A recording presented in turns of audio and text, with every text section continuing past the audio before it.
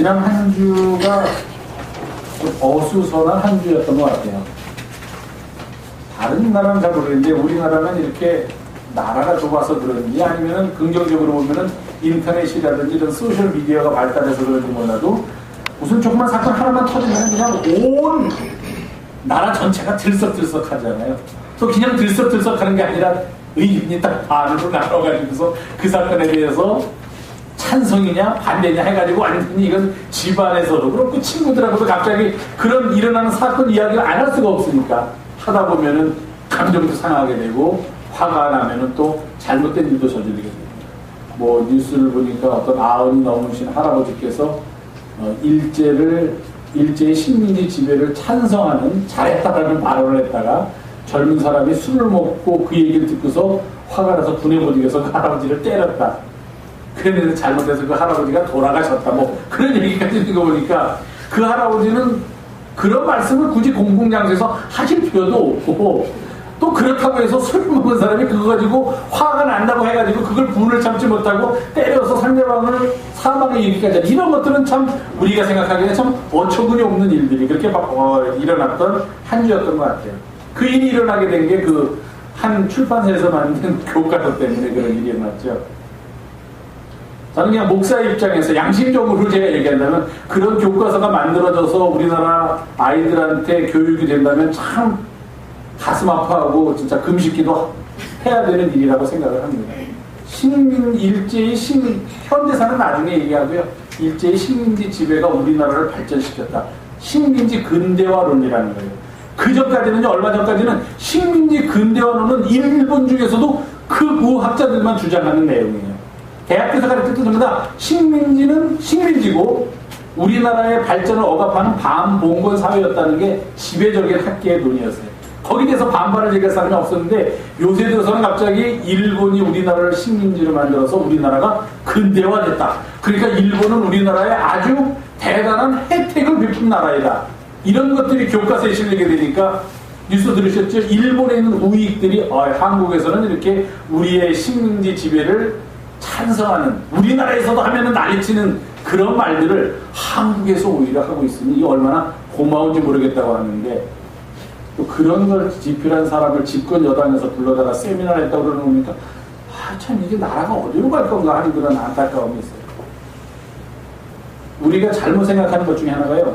한 나라가 다른 나라를 도와주는 거는 제가 역사를 좀 공부했는데 한 나라가 다른 나라를 도와주는 건 세상에 없습니다. 세상에 없어요. 근데 눈에 보기에 한 나라가 다른 나라를 도와주는 것 같죠? 그러면 도와주는 나라는 도와주는 것보다도 훨씬 많은 것을 가져가요. 어떤 형태로든지. 그게 나라와 나라 사이의 법칙이에요. 미국 사람들이 베트남 사람들을 공산주의가 안 되게 하기 위해서 자신들의 젊은 애들을 거기다가 갖다 데려다 놓고서 다 죽였습니다. 그 많은 미국의 젊은이들이 가서 죽을 때 미국에서 얼마나 많은 반전 데모가 있었는지 아마 기억하실 거예요. 우리 아들을 월남에 못 보내겠다. 베트남에 못 보내겠다는 겁니다. 그런데 왜 미국에서는 그렇게 베트남에 보냈을까? 세계 평화를 위해서 아니죠. 다른 커다란 그렇게 자신들의 젊은 아이들을 죽이고도 상쇄할 만한 어떤 커다란 목적이 있었으니까 그렇게 보내는 거예요. 그러다가 결국은 미국이 지고 말았죠. 그러니까 일본이 우리나라를 근대화시키려고 우리나라에 왔다? 그건 아니지요. 우리나라에서 뭔가를 얻어가려고 온 거지, 일본이. 작아도 뭔가 더 많은 걸, 온 거보다 더 많은 걸 가져가려고 온 건데. 근데 그렇게 교과서를 만들어서 아이들한테 가르치고, 그러니까 반대라니까 저 반대하는 놈들은 또 우리나라에서 제일 무서운 말, 종북 세력이고, 빨갱이들이다, 막 이러는 거. 그런 한 주간 동안 그러다 보니까 참 제가 목사의 입장에서 그런 역사나 사회를 보면은 참 이래도 되는 건가 하는 그런 안타까움이 있던 한 주였어요. 어떤 분은 목사가 왜 또 설교는 안 하고 저렇게 세상 얘기만 하나 그러는데 한 가지만 더 하고 넘어가요. 검찰총장이 사의를 표했습니다. 다 들으셨겠지만 누가 봐도 어느 쪽에선가 압력을 넣어서 이 사람이 사의를 표했어요. 뭐 혼의 아들 보더니. 근데 법무부 장관이 감찰을 지시했다고 나오는데요. 검찰총장을 임명하는 사람은 대통령이십니다. 대통령이 임명한 사람입니다. 그래서 이런 사람들은 임명하기 전에 아시겠지만 청문회라는 걸 해요. 요만큼이라도 잘못된 게 있느냐, 재산이 어떠냐, 아이들 교육을 위해서 위장전입을 했느냐, 뭘 어떻게 했느냐, 국적이 어떠냐, 그런 거 다 하지 않습니까? 근데 그때는 이 사람 이 얘기는 나오지 않고 넘어갔다는 얘기예요. 근데 갑자기 다른 사람들도 아니고 검찰총장의 상관이죠. 상관인 법무부 장관 때문에 검찰총장이 법무부 장관이 이런 식으로 하면 나 이 일 못하겠습니다고 다 그만두겠습니다 했다고 그러는데, 그 밑에 있던 감찰과장이라는 사람이 사표를 내면서 글을 썼는데, 제가 욕을 인용하려고 지금 말씀드립니다. 이 사람이 글을 장황하게 법무부 장관한테 그럴 수 있습니까? 라고 쓴 거예요. 근데 거기에 딱 한 구절 이런 것들이 있어요.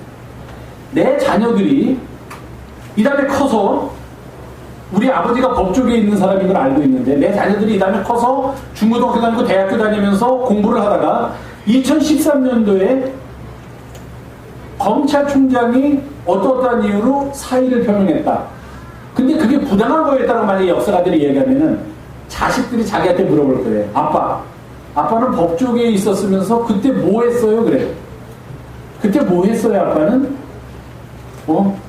나 그냥 내 자리 뺏길까봐 무서워서 그냥 조용히 입 다물고 있었어. 이 말 하기가 창피해서, 이 말을 할 수 없다고 내가 생각하기 때문에 자기는 이 자리에 있을 수 없어서 물러납니다. 그렇게 자기가 물러나는 변을 썼다는 걸 보고서, 우리 자녀들에게 우리가 더 좋은 사회를 물려주는 게 어른들의 책임인데, 우리 자녀들이 좀 편안하게 살 사회를 물려주는 게 우리들이 할 일인데, 이건 어떻게 어른들이 더 자기들의 이익 때문에 더 불행한 사회, 나중에 역사를 공부할 때 어른의 입장에서 대답할 말이 없는 그런 사회를 자꾸 만들어가고 있다면, 이것은 뭔가 잘못돼도 크게 잘못된 것은 아닌가 하는 생각을 하게 돼요. 오늘이 기독교 교육 진흥주일입니다. 그래서 제가 이 말씀을 드립니다.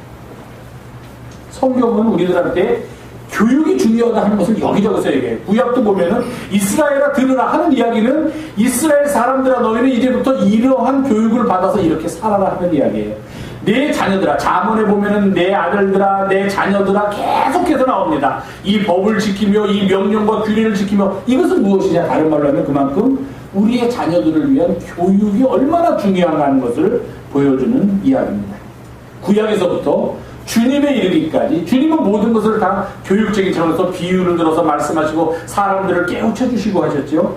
더 나아가서 바울에 이르기까지 가르침의 중요성은 계속해서 성서 전체를 통해서 강조되고 있습니다. 흔히들 교회가 크게 네 가지 기능을 가졌다고 합니다. 캐리그마, 말씀을 선포하는 기능, 디다케, 교육의 기능이 있고, 그 다음에 코이노니아, 서로 친교하는 기능이 있고, 그 다음에 함께 봉사하는 디아코니아라는 네 가지 기능이 있다고. 이 네 가지 기능을 해야만 교회가 바른 교회다 하는데, 그 중에 한 가지가 교육입니다. 교회에서는 가르침이 있어야 된다, 그렇게 주장을 합니다. 그런데 우리가 다들 생각하기에 교회에서 가르치는 것, 그러면 사도신경을 외우는 거, 주기도문을 외우는 거, 십계명을 외우는 거, 성경구절을 암송하는 거, 또 예수님은 어떤 분이신가, 뭐 그런 것을 대답하는 것, 그것이 교회에서의 가르침에 다라고 생각하는 것, 그것이 또 우리가 갖고 있는 슬픈 현실 중에 하나예요. 교회에서 가르치는 가르침이라는 것은 단순히 이런 교리의 전수라든지 어떤 틀을 만들어 놓고 모든 사람들 이 틀 안에 집어넣고 요 안에서만 생각해야만 합니다, 요 안에서만 행동해야 합니다 하는 것이 기독교 교육은 아니다 하는 겁니다. 오히려 교육은 특별히 사회교육이 아니라 기독교 교육은 이 교육에 참여하는 모든 사람들로 하여금 가장 자유로운 사고를 가지고 그들의 상상력을 최대로 발휘할 수 있는 길로 문을 열어주고 그것으로 초청하는 것이 기독교 교육이지, 어떤 틀을 만들어 놓고 요 틀 안에 너는 들어와서 살아야 된다, 요 금을 넘어서는 절대로 안 된다, 요 틀 안에 있는 것을 다 외우라 하고 주입하고 강요하는 것이 결코 기독교 교육은 아니다 하는 겁니다. 우리가 흔히 얘기하죠, 주입식 교육. 주입식 교육의 장점이 있습니다. 너무너무 좋습니다. 주입식 교육의 장점, 시험이 끝나면 다음날 모두 다 잊어버린다. 이게 주입식 교육의 장점입니다. 아이들 시험 공부 열심히 할 때는 세상의 모든 걸 다 알아요. 세상에 지식이 가장 많을 때는 고등학교 3학년 때입니다. 고등학교 3학년 수능 보기 직전에는 세상에 그렇게 많은 분야에 있는 그런 다양한 지식을 한 사람의 머릿속에 다 넣고 산다는 것은 거의 불가능해요. 그런데 우리의 고3들은 그렇습니다.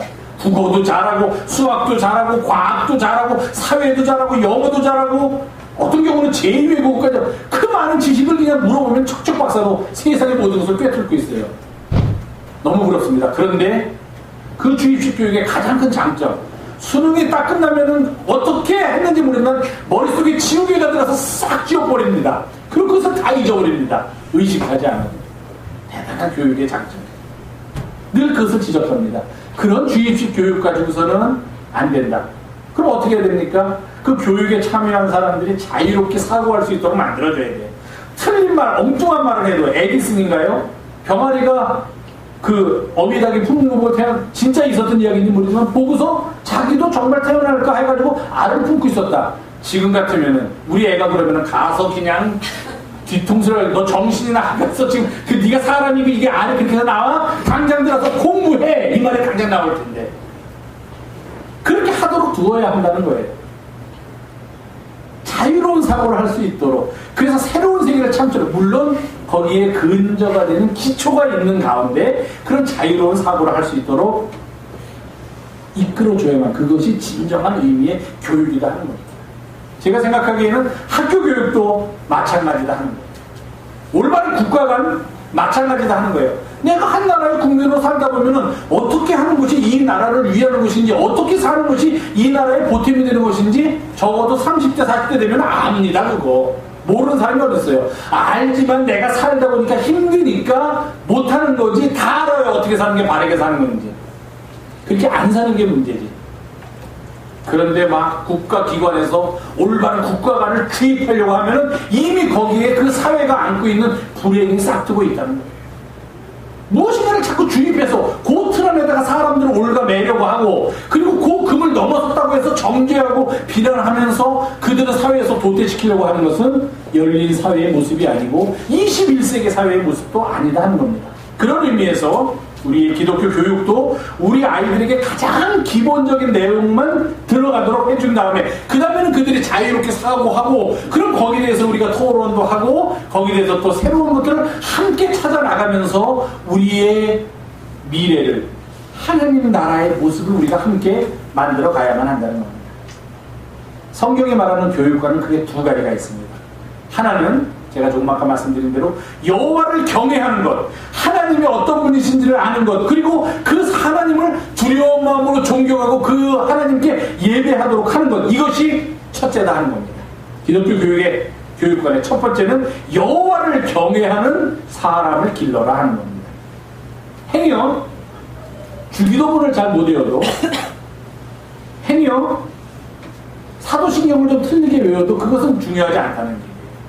그 문자 자구가 중요한 것이 아니라 그 속에 담겨 있는 뜻을 이해하면 되는데 그 뜻은 뭐냐면 우리가 얼마나 하나님을 사랑하고 하나님이 어떤 분이신지 알면서 세상을 살아가느냐 하는 것 거기에 달려있다는 거고 그러니까 모든 교육에 제가 목사로 하는 얘기가 아니라 성경이 하는 이야기는 모든 교육의 시작은 하나님이 어떤 분이신지를 아는 것에서 시작해야 되고 모든 교육의 마침도 그 하나님이 어떤 분이신지를 알고 깨우치고 그 위에다가 우리의 세상의 모든 지식들을 쌓아 올려가야 한다는 것.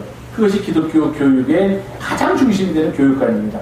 거기다 한 가지 기독교 교육의 교육관을 하나를 덧붙인다면 세상의 것처럼 지식을 일방적으로 선생님이 전달하는 것이 아니라 전달하는 사람과 전달받는 사람 사이에 관계의 소통이 있어야 된다 하는 거예요. 어느 누구도 전달자 입장에만 쓸 수도 없고 어느 누구도 전달받는 자리에만 있지 않는다 하는 겁니다. 제가 여러분에게 설교를 하죠. 그럼 제가 설교하는 내용을 일반적으로 전달하는 게 아닙니다. 저는 설교를 하면서 제 나름대로 또 여기서 제가 은혜를 받습니다. 목사들은 설교를 하면서 교우들에게 은혜를 끼치는 것이 아니라 그 설교하는 행위 속에서 오히려 더 많은 것을 깨닫게 되고 은혜를 얻게 됩니다. 교우들도 마찬가지예요. 목사의 설교를 일방적으로 듣는 것 같지만 설교를 들으면서 또 그리고 나아가서 살아가는 삶의 모습 속에서 또 다른 가르침을 설교를 하는 사람에게 준다 하는 그런 이야기입니다. 그렇기 때문에 항상 기독교 교육의 교육은 일방이 아니라 쌍방으로 이루어져야만 완성될 수 있다는 게 기독교 교육의 두 가지 특징이라 그렇게 저는 생각합니다. 요즘 같은 세상이 어떤 세상인데 고리타분하게 여호와를 경외하는 것을 가르쳐라. 목사님, 그런 설교하시면 교회는 안 옵니다. 지금 세상이 어느 세상인데 교회에서 그런 거 하십니까? 그런 거 하지 마시고요. 쌩쌩 돌리십시오. 토요일에 영어교실도 만들고 모두 만들고 음악교실도 만들고 뭐 수학교실까지 만들어도 됩니다. 그래가지고 교회를 쌩쌩 돌려야지만 그 부모들이 교회 나와가지고서 앉아있지, 설교하시면서 하나님을 경외하고 세상의 모든 것보다도 더 중요한 것은 하나님을 아는 것이다 라고 설교를 하면은 옳은 이야기지만 개연성이 없습니다. 그렇게 얘기를 할지 몰라요. 시대에 뒤떨어진 얘기라고 얘기할지도 모릅니다. 아니, 뭐 시대에 뒤떨어진 게 아니라 필요 없어요, 목사님. 그런 얘기 안 해도 우리가 다 아니까. 하나님 중요하죠. 다 아니까 좀 실제적으로 좀 우리들한테 득이 될 만한 설교를 하십시오. 금요예배에 빠지지 않고 2년만 나오면 당신 아들 대학은 완전히 그냥 맡아놓은 겁니다. 좀 그런 설교 좀 해요. 좀 철야기도 좀 하면서 철야기도 하고 새벽기도 하면서 21일 동안 한 번도 안 하고 40일 동안 한 번도 안 하고 출석부 좀 만들어 놓으시고 거기다 도장 찍게 해가지고서 40일 도장 빨갛게 꽉 찍으면은 그 다음에 삶은 그냥 완전히 다 뻥 뚫린 삶입니다. 그런 이야기를 해야지만 교인들이 교회에 오지, 모든 삶의 교육의 근간이 하나님을 경외하는 겁니다. 그런 얘기에서는 요즘은 먹혀 들어가지 않는 시대입니다. 혹시 그렇게 말씀하시는 분이 계실지도 모르겠어요. 영어 수학을 잘해야 우리 아이들이 잘 되는 거지, 무슨 기독교 교육 얘기하면서 하나님 얘기하면서 그거 갖고 가서 어디다 씁니까? 그렇게 생각할지도 모릅니다. 맞는 말일까요? 맞는 말일 수도 있습니다. 의견. 그렇게 해야지만 이 사회에서 인정받는 사람이 될 수 있다는 겁니다. 이 사회에서 존경받는 사람이 될 수 있다는 겁니다. 그렇지 않으면 하나님 찾다 보면은 사회에 나가서는 뒤떨어진 사람이 될 수밖에 없다. 그런데요, 여러분도 느끼시겠지만 저도 느낍니다. 저는 또 목사의 눈으로 세상을 보니까 더 느낄지 모르지만 세상에 나와서 사고치고 문제 크게 일으키는 사람들은 다 아주 많이 세상 지식을 알고 있는 사람들이 다 사고치더라고요. 최고의 학부를 나오고 가장 많은 교육을 받은 사람들이 이상하게 나라를 뒤흔들어 놓고 삐딱하게 합니다. 세계를 망가뜨리는 사람은 미국에서 가장 좋은 대학교를 나온 사람이 세계를 망가뜨린다고 이야기합니다. 여기저기서 전쟁 일으키고 자국의 이익을 위해서라면 한 나라도 또 그 나라에서 가장 교육을 최고로 많이 받고 최고로 똑똑한 사람들이 제가 보기에는 그들 안에 하나님이 존재하지 않다 보니까 자기가 가지고 있는 권력이, 자기가 가지고 있는 명예가 최고라고 더 이상 아무도 여기에 대해서 말할 수 있는 사람은 없다라는 교만함이 있으니까 그 교만함은 결국 어디로 갑니까? 자신의 파멸뿐만 아니라 다른 사람의 파멸까지도 한꺼번에 일으키는 그런 아주 나쁜 일을 일어나게 한다는 겁니다. 하나님은 어떤 분이신가? 왜 그걸 알아야 되느냐? 하나님은 어떤 분이신가를 알게 될 때 우리는 비로소 그런 하나님 앞에서 내가 어떻게 살아야지만 할까 하는 고민을 하게 된다는 거예요. 하나님에 대해서 관심이 없으면 하나님 앞에서 사는 삶은 더더군다나 관심이 없어지니까 내가 최고가 됩니다. 아나무한이 되고 내가 하나님이 된다는 게 그것처럼 불행한 삶은 없다는 겁니다.